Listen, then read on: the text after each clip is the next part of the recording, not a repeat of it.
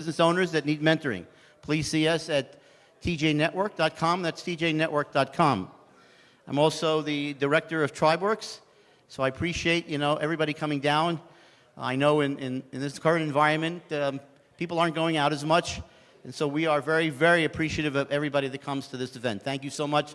Please give yourself a round of applause. Okay, I heard it. One person. I'm here to introduce the speaker and the topic for now in this room. The topic we call is EOS Real-World Implementation. The speaker is Keith Roberts. Keith's life purpose is to inspire others to be the best possible version of themselves. Keith Roberts is an author, an entrepreneur, and a keynote speaker. He just came from another event and probably going to one right after this. He's very, very much in demand. In 1998, he founded ZenMan, which went on to become a globally recognized digital agency by utilizing the EOS Entrepreneurial Operating System framework that served clients like Frontier Airlines, Remax, and the Lumineers.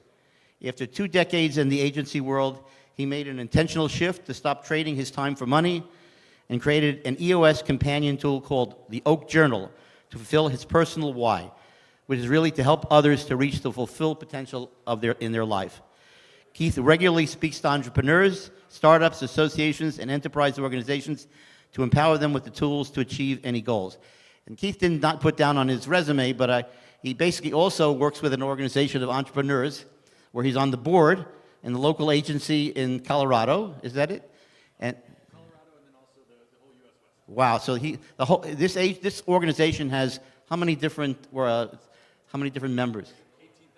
18,000 members, and he runs the entire West Coast part of it. Is on the board of basically this organization. So with that, I want to introduce Keith Roberts. Thank you. Thank you. Thank you so much, Robert. I'm really excited to share the EOS model with you, and I'm actually really excited that we're going to be able to do some individual work since we have such a robust group together. Let's be really interactive and talk about what we can do. As Robert mentioned, I started an agency called ZenMan in 1998, and for the first 15 years of that agency, it existed because I was just stubborn and would work harder than most other people, and I was maybe too dumb to fail. But when I learned the EOS, the Entrepreneur Operating System, it changed my life, as well as the EO organization that Robert mentioned. But EOS is a book that was written by a gentleman named Gino Wickman. It's called Traction. And one of the things that Gino did really well is R&I, which is rip off and innovate. So he cobbled together a lot of the tools that other great people had put together, and he put those into a simple system. It's literally paint by numbers to help you be more successful with your business. This is me when I ran my agency. As Robert mentioned, I did build flyfrontier.com. If booking your ticket was easy, you can thank me for that. Once everything else happened on Frontier Airlines, I have nothing to do with being charged for your bags or your seat or anything like that. But I have agency experience, so let's talk about that. Let's make the hour that we have together very, very interactive.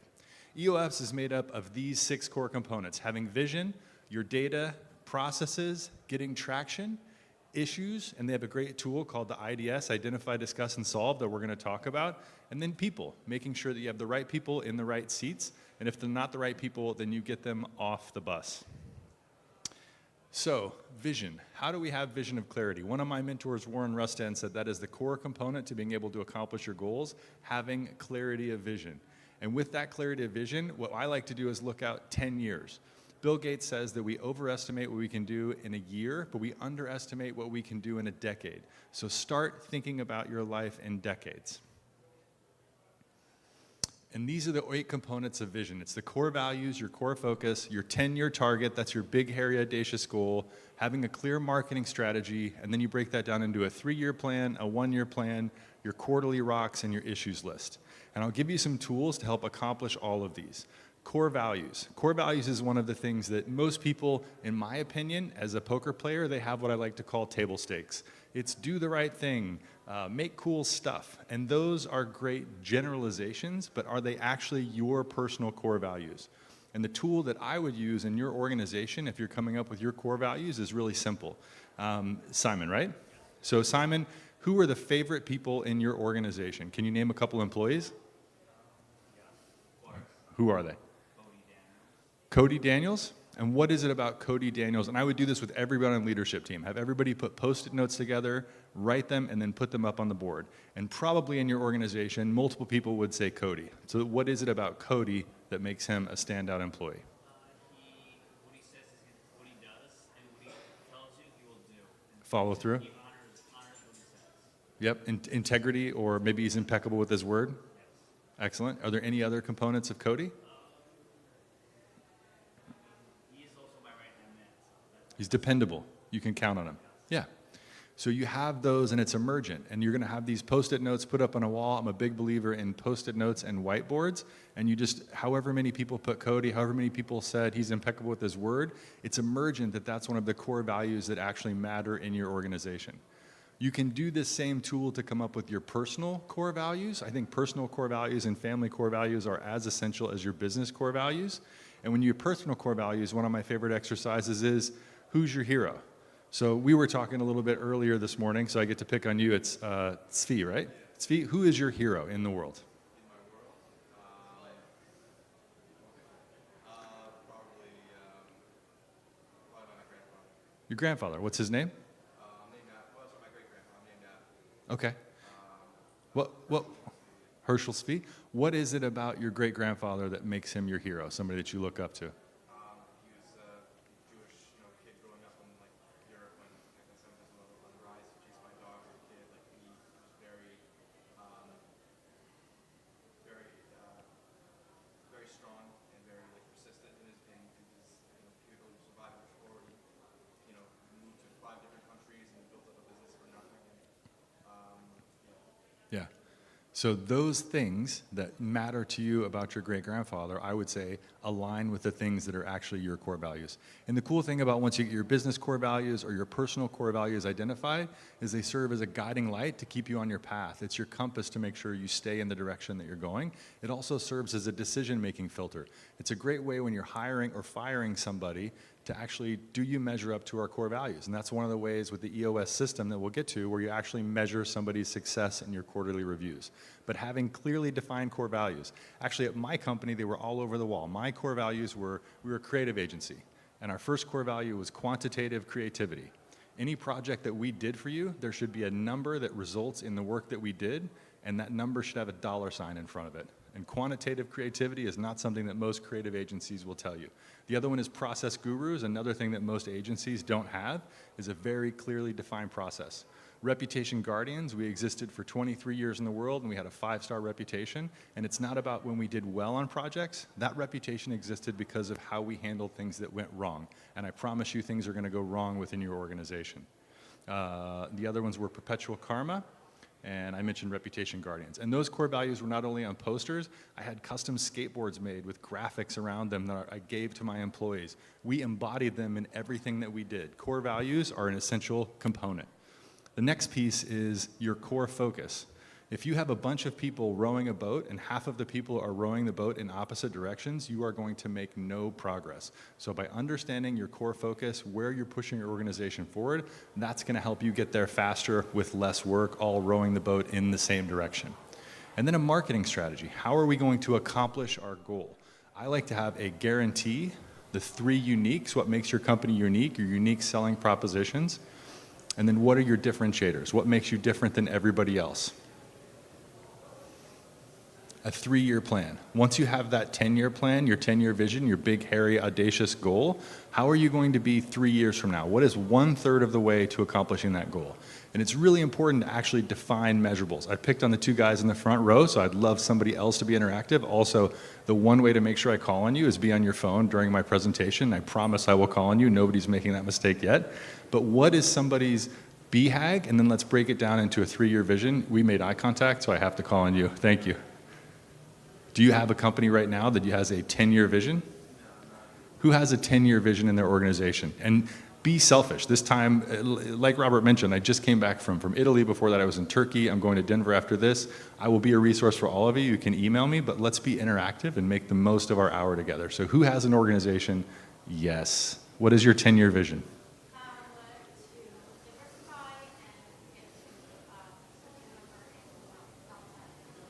I'm going to come down here and hand you the mic so everybody can hear you, because I couldn't hear you. No, mic. No mic. Okay. That, yeah, I can hear you. Thank you. Project. Okay, so I mean, just to simplify it, diversify, diversify the places where I operate my products to. So the line and the just not only to sell myself, and also to expand our revenue. Your revenue. Yes, Okay. $13. I am a huge fan of SMART goals. A SMART goal is simple, measurable, attainable, relevant, and time bound. So with those SMART goals, it's really intentional. It's really great that we're specific. So is there a financial goal that you want to be at in 10 years in total revenue? Can you share that with us, or is it confidential? Okay. $20 million in yearly revenue. And then the really important question, top line is ego, bottom line is where real entrepreneurs keep score. So what is your EBITDA going to be? What percent of that 20 million? Is it 30%? So you're going to have $6 million in EBITDA and an incredibly profitable, sellable organization. So in order to get there, in order to be at 20 million in 10 years, does that mean we need to be at 5 million in 3 years? Where do you need to be 3 years from now? Why do you need to be halfway there in 3 years? Because I'm giving myself space to make mistakes. Are you giving yourself the runway to actually reach the goal? What's your, can you share what your revenue is right now? It's half of the 10 million. Okay, bless you. And how long did it take you to accomplish that half? Okay, then I would argue that maybe is attainable, and you might be there. One of my favorite Bruce Lee quotes is, goals are not about keeping score, but they're about having direction. One of my other favorite quotes is, if life's greatest tragedy is not that people aim too high and miss, but that they aim too low and hit. So I love your goal.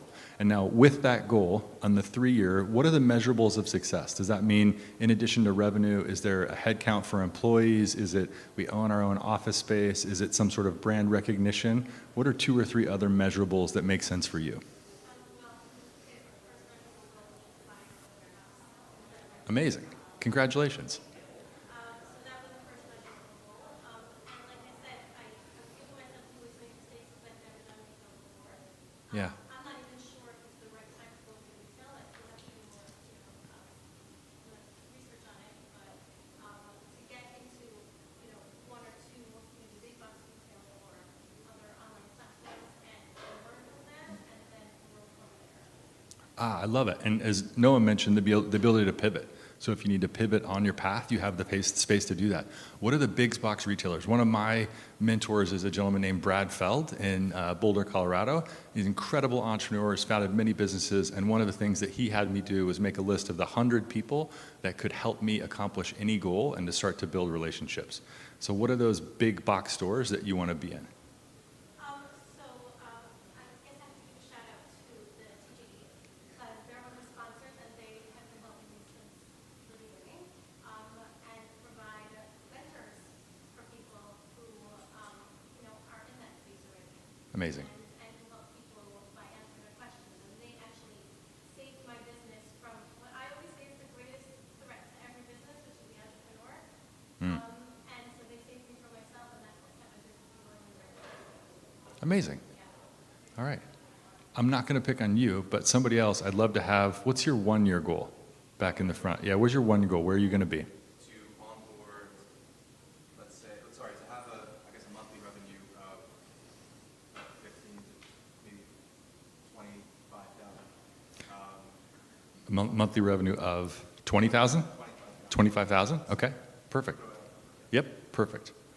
All right, what else? How many team members? So we were, Spi and I were talking earlier, he's got a new agency that everything from brand storytelling, video, basically, and I hate the term one-stop shop, but it's one single agency that can do all of your work for you in the creative field. The one thing that I like about that quote-unquote one-stop shop is one of the problems with creative agencies, if you hire a market agency to drive traffic to your website and you're not reaching your quantifiable or your quantitative goals, the agency that is sending the traffic can say your website's not converting. And the agency that built the website is say we're getting the wrong traffic. So having one single person that you can hold accountable or partners that collaborate together is really, really powerful.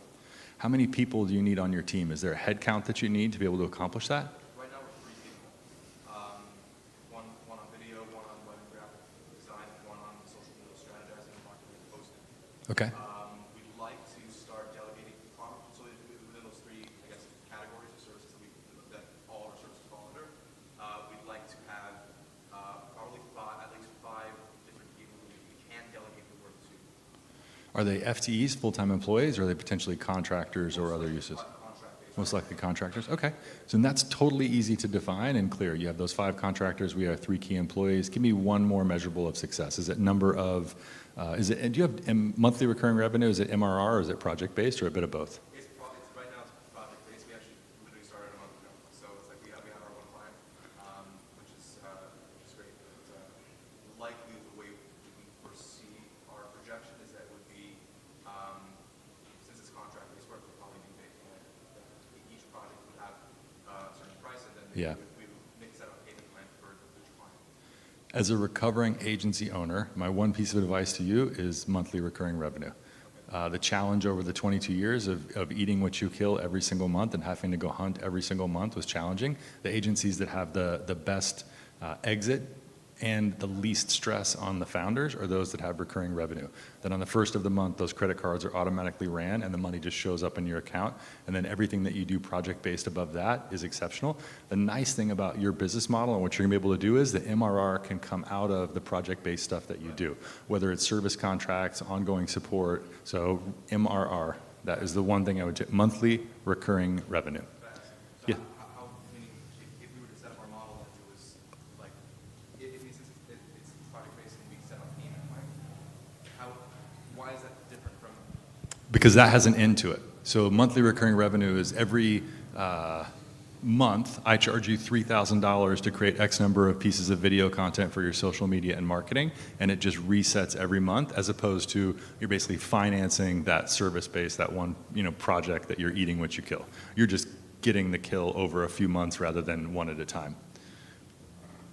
And we talked about the 1-year plan. Thank you so much for sharing your 1-year plan. Now, the other thing is quarterly rocks. How are you going to accomplish that? One of the things that Gino R&D'd, ripped off and duplicated, is the concept that we really as humans have a 90-day attention span. Especially as entrepreneurs, I would argue that you have a much shorter attention span. You're much closer to goldfish than the average human. You have a 10-second attention span, and it's being able to have that focus.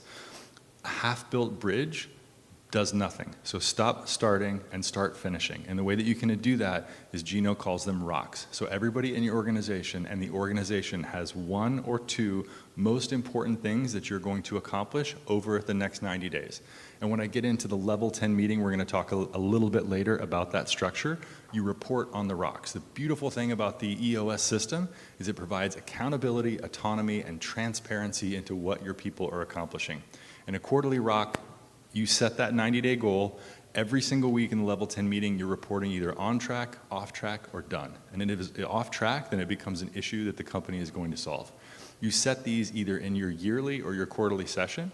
So as a group, you agree on what is the most important thing that Svi needs to be doing, that I need to be doing, that Noam needs to be doing within the organization to push it forward. And you don't change that within the 90 days. And you report on it every single time. What gets tracked gets done. The other thing that I love about it is the issues list. This is the most amazing thing about EOS. The issues they stand for, it's called IDS, Identify, Discuss, and Solve. The issues list is everything that happens throughout the week. So anything that comes up, anyone in the organization can post an issue. And then once the issues are there, you have a list. Also, any rock that's off track, any to-do that's not done, or any scorecard or measurable that is not on track or successful automatically becomes an issue. You can have 10 items on your issues list, or you can have 30 items on your issues list, but anything that's off automatically becomes an issue. And then you identify, discuss, and solve that issue. And it's a really, really easy process we'll get to in the level 10 meeting. And then data. How do we track that? They have a scorecard in EOS, and the scorecard is your leading indicators and the success of the organization. If Svi is in the Bahamas with his founders and he's looking at his scorecard in his level 10 meeting and everything is green, he can decide, okay, we're going to stay another week in the Bahamas and relax. You know the health of the organization is on track.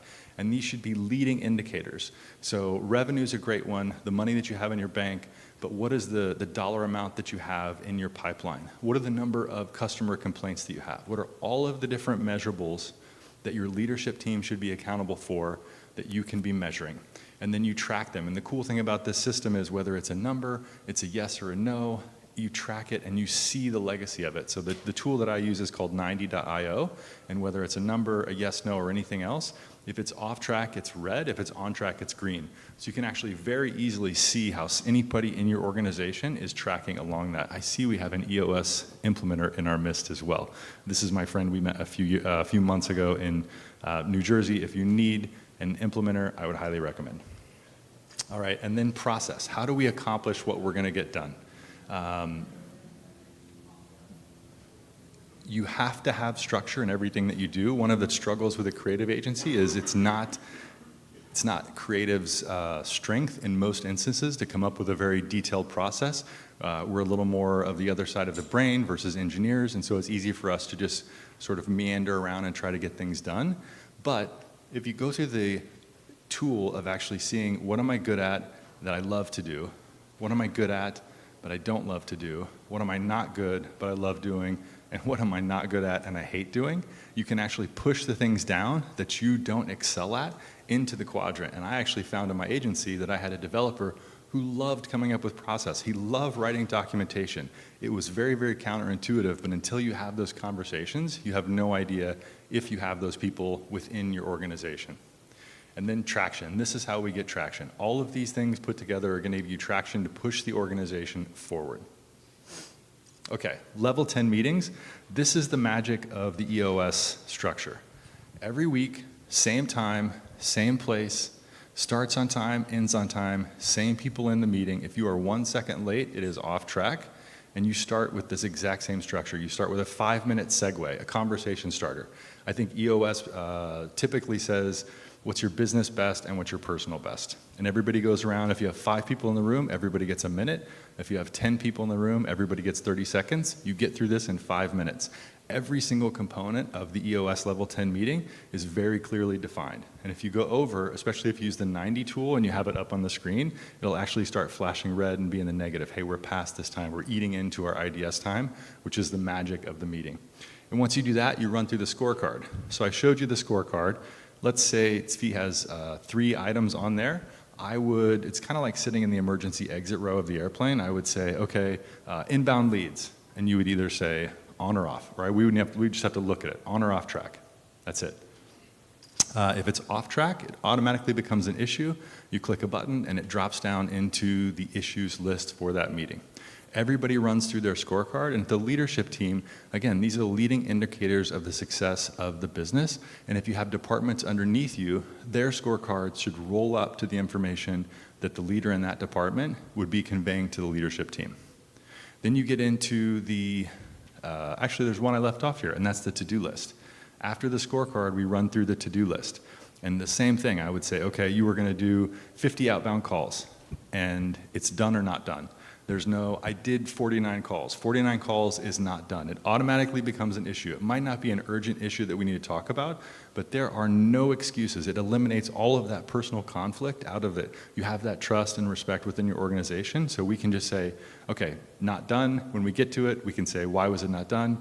I had 49 calls, great, it's not an issue. But it automatically becomes, so it takes that personal relationship part out of it. And you go through every single person's to-dos, done, not done, that's it. It's a yes or no question. There is no long discussion about anything. Not done, it's an issue. Done, we move on to the next thing. And then we get into the headlines. The headlines are the things, whether they're customer or employee headlines. Hey, we have 2 new hires starting next week. We want to make sure we have the onboarding process on good. Frontier sales are great, but their customer service is really bad. Is there anything we can do to help them out? These are headlines that we want everybody in the leadership team to know what's going on. Oh, I did have to-do list on here. Sorry, I jumped around. Then we get into IDS, identify, discuss, and solve.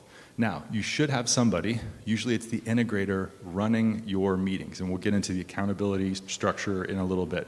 But the integrator is standing at a whiteboard going through everything. So if there's an issue, he would clearly state that issue. And let's say it was my issue that I didn't have enough cold outreaches that week for speaking opportunities.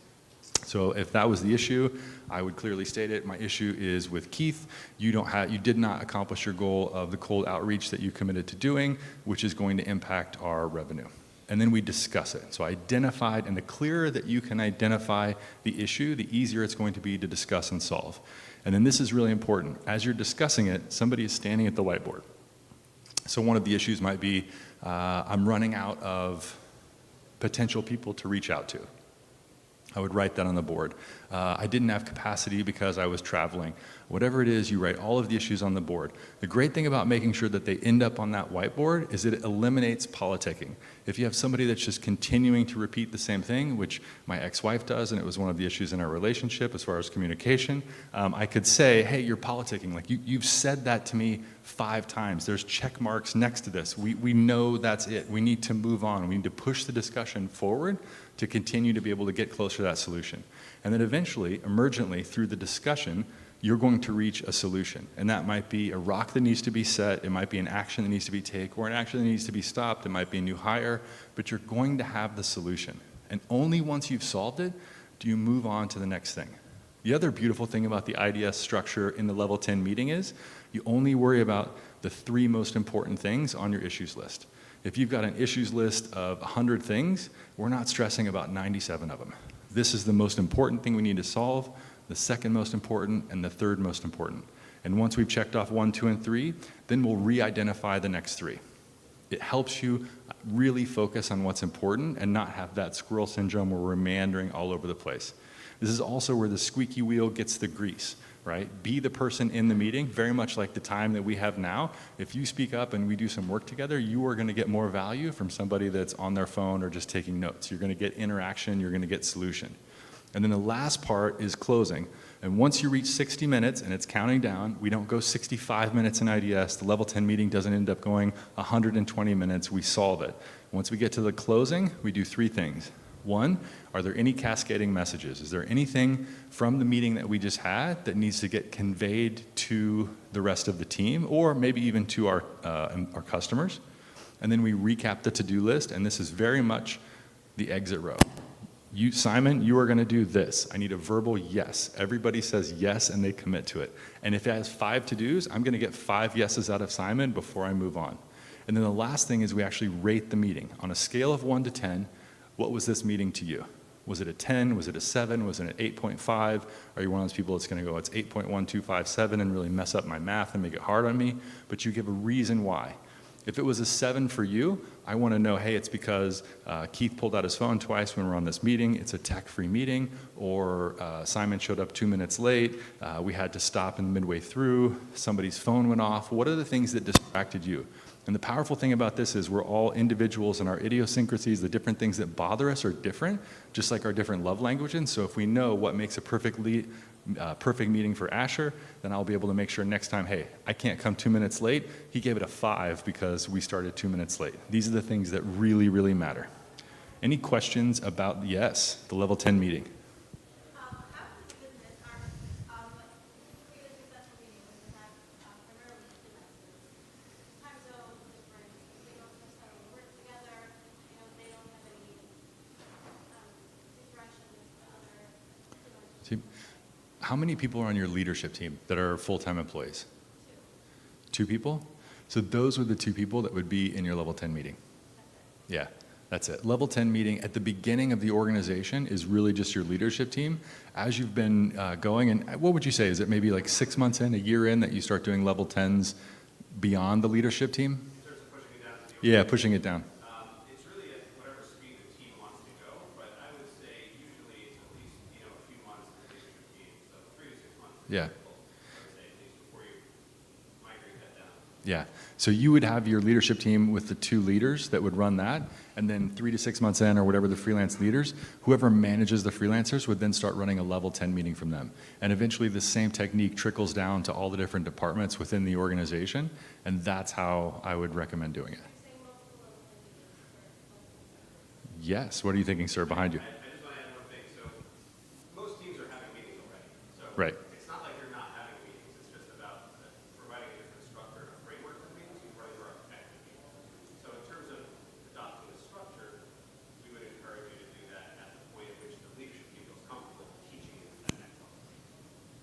Did that answer? Yeah. And to that point, this is sort of the meeting to kill all other meetings. If you do your level 10 meeting well, you don't have to have any of those other meetings that are consuming all of your time throughout the week. Yes, sir? Please. You have a scorecard, right? You just have different scorecards and have the leadership team just report to the 10 level meeting as well. Well, the leadership team has its own scorecard in their level 10 meeting, but then if you had, like, let's say there was a sales level 10 meeting, they would have their own scorecard, and that should summarize and roll up to the leadership level 10. So maybe there's a few other measurables that don't make it to the leadership level 10, but that matters to them. Maybe in the sales team, it's inbound leads, it's cold calls, it's number of proposals out, but at the leadership team, it's revenue in the pipeline. Yeah, that's the sum of those, exactly. That's a great question. Any other questions about the level? Yes?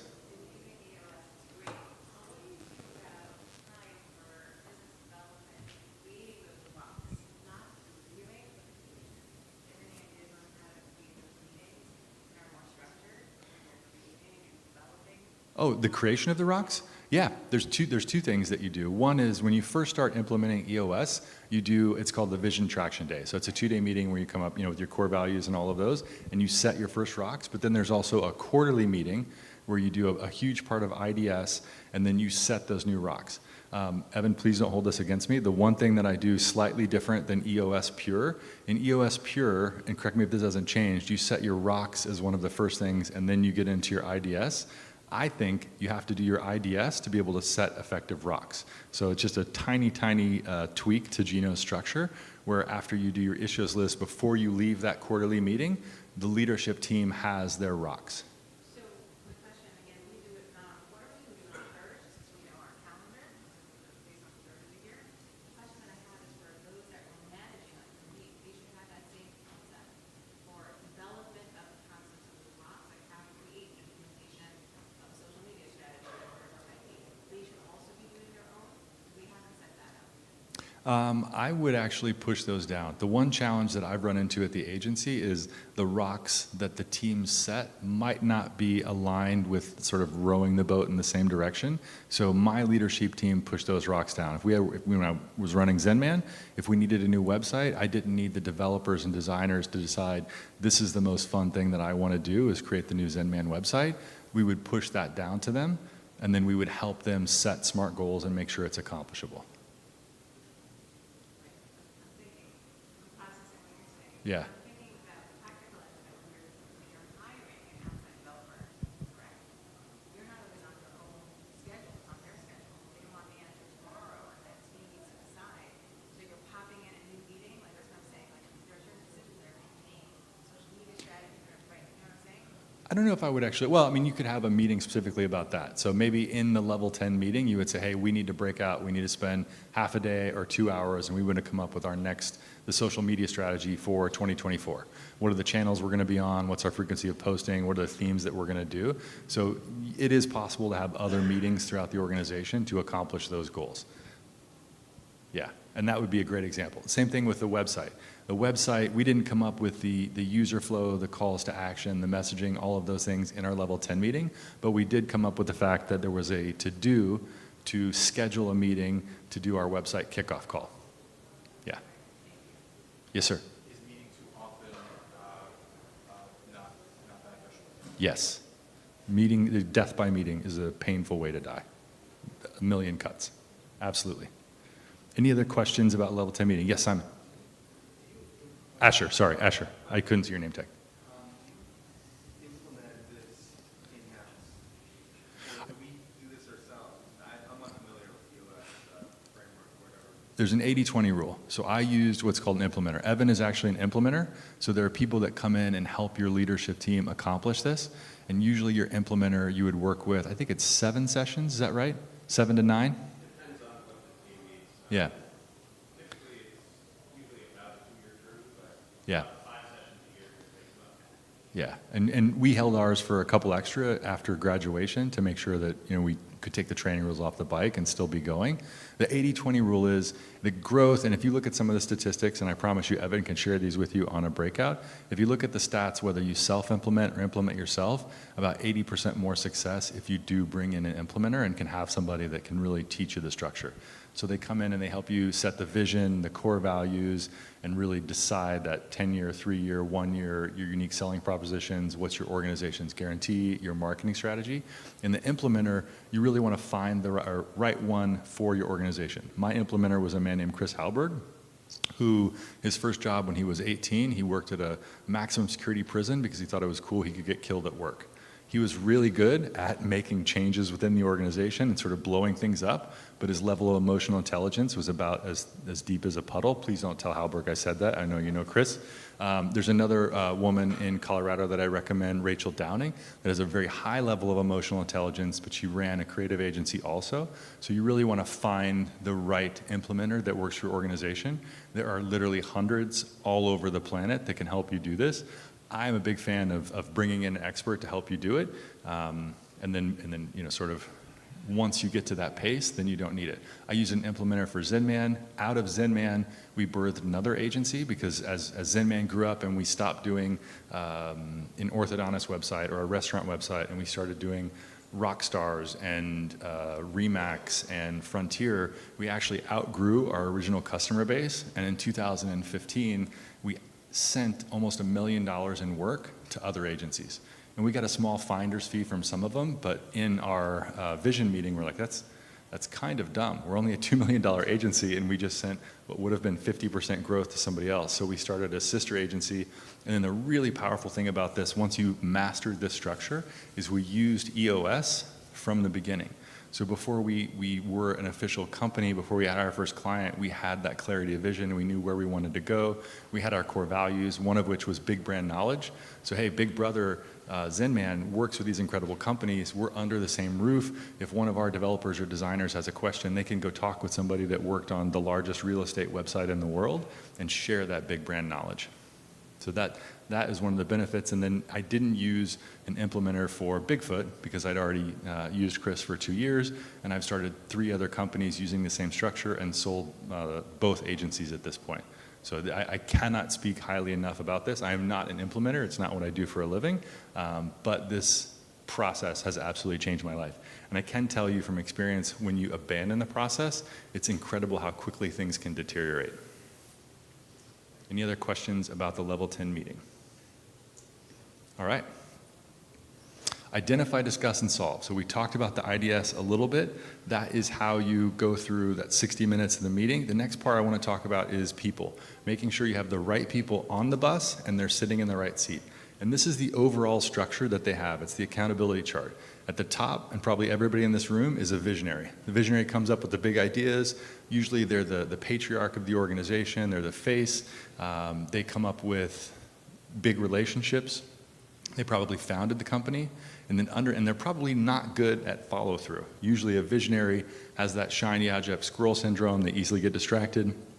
And I think this is maybe one of the most powerful things besides the level 10 meeting is having an integrator. So having your number 2 person. Yes, sir, Simon. I was going to ask you, as a visionary, right, when you do the 10-level meetings, are you supposed to be doing also rocks as well, or you're just more like helping the team? I always had rocks. Yeah, visionary always has rocks. Every single person on the leadership team has 1 to 3 rocks. You don't want to, at the end of 90 days, not accomplish your rocks. That'll actually get you off the bus. Yeah. So, but at least 1 rock. But that 1 rock might be, we want to have 3 new enterprise relationships for the agency. Yeah, they align with it. And then the integrator, I think one of the funnest ways to describe their job is the visionary comes up with 20 ideas a month. The integrator deflects 19 of them. And they figure out what is the one of all of these great ideas that we actually need to work on over the next 30, 60, 90 days. And then every organization has sales, it has operations, and it has finance. Sales, we have to go get new work. We have to nurture our existing work. We have to, how can we extend the lifetime customer value or increase our revenue with each customer, get recurring revenue from the project base that you do. Operations is the delivery of said product, whether it's making a widget, building a website, or helping people grow their business. Everybody has operations, and then there's finance. You got to pay your bills, and you got to invoice people. And then underneath this, that's all of the other people within your organization. And when you're building your accountability chart, let's say under operations, Zvi, you have 5 people that do social media, you have 3 video editors, you have 2 people that shoot video, you have 1 director, and you have 3 people that do graphic design and 2 web developers. I know you just started your organization a month ago, you have 3 founders, and one of the things that they have in EOS is an acting seat. So when I started my agency, I was the visionary, but I was also acting as the creative director. So I was the one that would give feedback to the designers and the developers, but we put an A in front of that seat. And what that allows you to do is build an accountability chart that is robust, and it gives you insight into what is the next most important hire that you need to be. I am a huge believer in wait as long as you can to hire, and then spend as much as you can on a quality person to fill that role. The other thing that you do in the accountability chart is you list the 3 to 5 things that everybody is responsible for within the organization. And that's clarity, and it does 2 purposes. One, once this organizational chart, the accountability chart is finalized, if somebody was coming to me with a problem that they should be dealing with my director of business development, they can see that flow of traffic. And it allows me to tell that person, hey, Simon, that's actually Caitlin's responsibility, so can you let me know what Caitlin says? And it just allows you to sort of push people back into the right structure. One of the most deflating things when you're building new leaders is to have those underneath them circumvent them and sort of take away their voice and come to the person above them. And by having this accountability chart, it's a real clear path. The other powerful thing of the accountability chart is it allows you to grade people by this. At the end of every 90 days, we do, and this is one thing, please tell Gino he needs to change it. The people analyzer is the worst possible term for quarterly reviews and feels very disconnected and impersonal. But when we do the reviews, the people analyzer, there's 3 things that you look at. What are the bullet points on the accountability chart that I'm responsible for? What are our core values? And then he calls it GWC, get it, want it, capacity. So with my bullet points under, it's a plus, a minus, or a plus minus. How are you scoring me on these? And anything that's a minus is an issue, and you're going to be on an improvement plan. And then with the core values, this is pretty binary. Hey, if one of our core values was do the right thing, and you overcharged this customer, or you were disrespectful to an employee, you treated them wrong, then that's a way where you can bucket behavior under core values and make sure that everybody is behaving as they should be on the bus. And then last, GWC stands for get it, want it, and capacity. Do they get their job? Do they want their job? And do they have their capacity to do their job? One of the things that was really powerful for me in this is confidential, although it's being live cast right now, but I had my little brother work in my agency. And one of the things, and please don't make this mistake, my friend, but when you have a startup, one of the things that's very easy to do is sort of over-title people as you're starting the organization. And as the organization grows, my brother was the CEO of my company, but he wasn't qualified to be the CEO of a multi-million-dollar global agency. But he'd grown into that place. And through this get it, want it, and capacity, and our vision traction days, he actually self-identified that I get my job, but I don't want my job. I just need a job. And that was like the record screeching to a halt, at the club, like, oh, this is like, we have to get you off the bus. If you don't want your job, you are not the right person to be in this seat. And so we actually took somebody within the organization when we went through the bullet points. And when you do the accountability chart, this is powerful. You don't put the name of the person in the seat. You put their title and you put what they're accountable for. And then it was emergent to us that a woman that was actually sitting as a project manager was really my CEO. And so I was able to make that really hard decision to get my brother off the bus, and he unfortunately still doesn't speak to me 8 years later, which is why I don't over-title people in the beginning. But I put the person that could crush it in that role, and 3 years later we had our exit. So I can't advocate enough how powerful it is to go through this process and make sure you have the right person on the seat. Sometimes it's just a matter of moving people around. Caitlin was a project manager. She was the CEO of the company. And sometimes the wrong people are on the bus, and so we need to liberate them to find their people. How do you find the people that you should be with? One of the things, and I was talking to Svi about this earlier before the presentation, I'm a big fan of not hiring people right out of college because they don't know how good they have it at your organization. It's real easy when you get out of school to land at this place and think the grass is always greener, but the grass is greener when you're not taking care of your own lawn. So let people go out and find their people. And then also, if you've got somebody that is an exceptional A player and they need to go out into the world, let them know that they can always come back. And you'd be amazed how many times, if you do live your core values, if you do have that culture, and trust me, culture is not pinball machines and a beer tap at the office. Those are perks. Culture are the core values and how you embody them. And if you really have a good culture, then the A players are going to come back once they realize how good they had it within your organization. All right, then I have a slide of a bus talking about people getting them in the right seat, and then I'm ready for some questions and answers. Yes, sir, Svi. One of the issues is that in order for us to kind of try to integrate into this model, is that like, we're two co-founders. So Yeah. both of us are kind of Visionaries. Is there flexibility within that model to have more, I'm assuming more than two people for sure enough to have one or two people share a role or have one person take the majority of the role, or at that point is the entire model completely like I'm going to share my opinion, then I'm actually going to ask Evan this question as well. So the one thing with accountability chart, if two people are responsible for something, nobody's responsible for it. And like we were talking about, you can have, if you're responsible for it, you don't have to do the work, but you have to be the one to make sure the work gets done. You can absolutely delegate and hold other people accountable. One of the things that they have, everybody that has people underneath them on the accountability chart, they call it LMA, lead, manage, and hold accountable. So that's your role if anybody sits underneath you. There's a friend of mine that is a restaurateur in Colorado. They've got about 30 restaurants. And it's a husband and a wife, and the husband is the chef, and the wife is the front of the house. And they sit sort of parallel, but that's a broken model.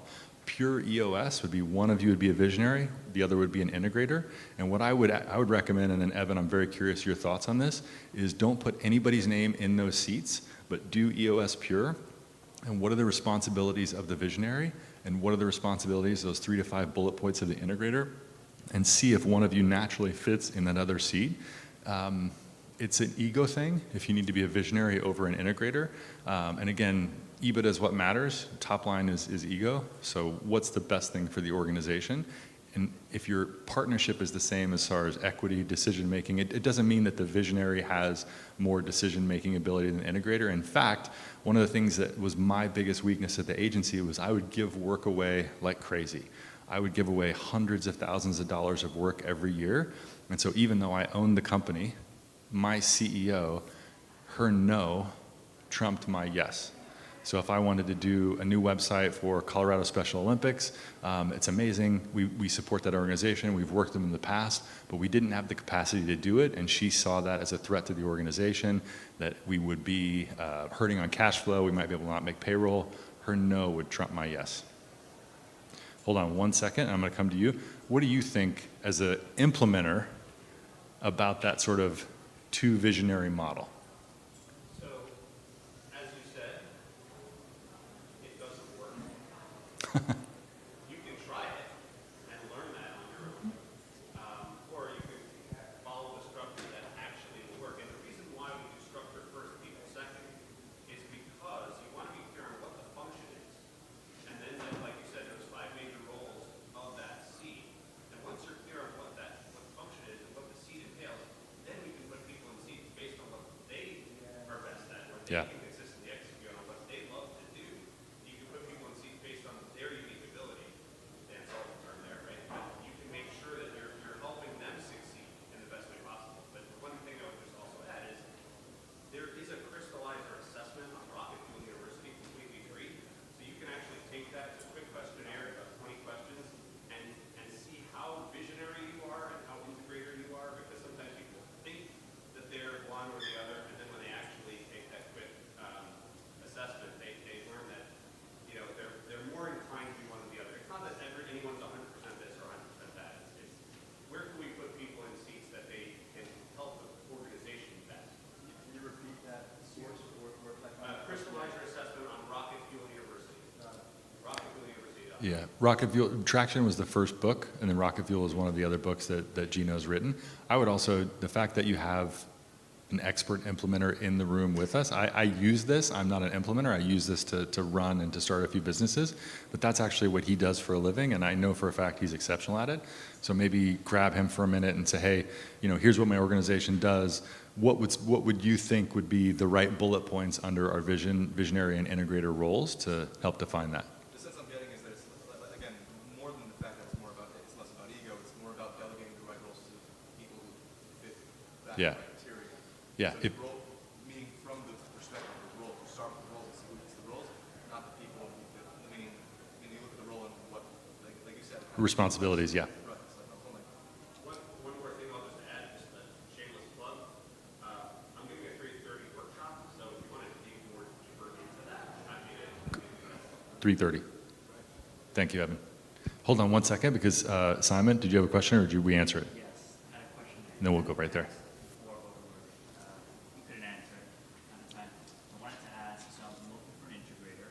So how do I find an integrator, and how to find the right integrator? And the advice that I was giving him was, I think the best hiring methodology is Jeffrey Smart's Top Grading. He wrote a book, Top Grading and Who. And Jeffrey Smart, Geoffrey, is the best book on hiring people. One of the benefits of this methodology is you hold everybody accountable, so you know how quickly you can get somebody off the bus, but use Jeff's top grading method to do that. So it's clearly defining the role and then making sure that that person fits into it. Does your integrator need to be local? Not necessarily, no. I have a name for you that might be good. But I would not take my word for it. I would put him through the top grading process. The other thing that they do within EOS is they advocate for different, Myers-Briggs, DISC assessment, Colby, do all of these different tests, and depending on the role, you don't want an integrator that has low focus or a short attention span. So you can actually see how people are wired and are they a good fit for this. Sales is the easiest one. I think specifically within DISC, there's like, this is the sales profile, and if you don't fit this, you're not a salesperson. You can't be an introvert and be a great salesperson. It just doesn't work that way. Unless you just answer the phone, and that's not a salesperson. I've hired those before. Oh, hold on. And then we're coming back here. Yes, sir. We're good? Ah. I'm also creative director for a company. How would you gain interest for the company to want to implement EOS? There's a really cool thing. Is it a 90-minute session, Evan, that you guys come in and do? The question was, how does he get his leadership team? He's a creative director. How does he get his leadership team to get excited about this process? And what I did, I knew I needed it. So I had Halberg come in and do a 90-minute session with my team. And it wasn't, oh, we need to fire your brother Josh. We need to do these things. They basically talk about how they're going to increase profit. We're going to have autonomy. We're going to have accountability. So they show the structure in a way that's going to be appealing. And I had a very intentional, although it might be a little bit of a dark psychology or manipulation, or I'll just call it how to win friends and influence people. I let Chris know, this is the result that I want.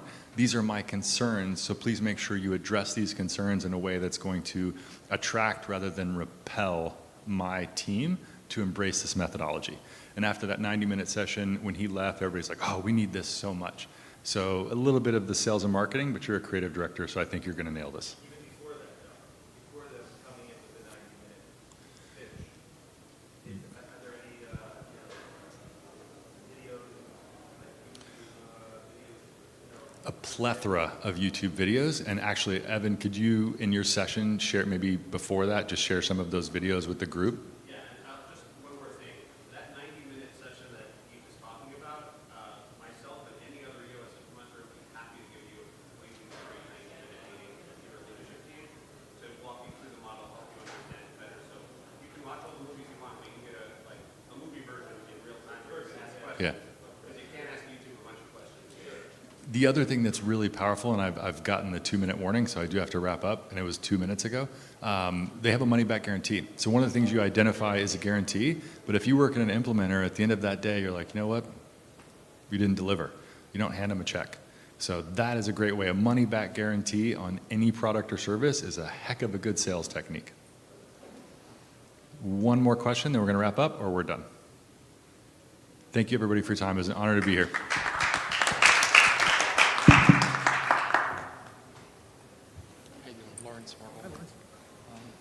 ask you a couple of things. One, I came in when I told her because I was networking with somebody that needed some information I might be able to help them with. So SMART goals, simple, measurable, attainable. Relevant. And time. Haven't seen you in 5 years. So this is a 90-day program, 1 year.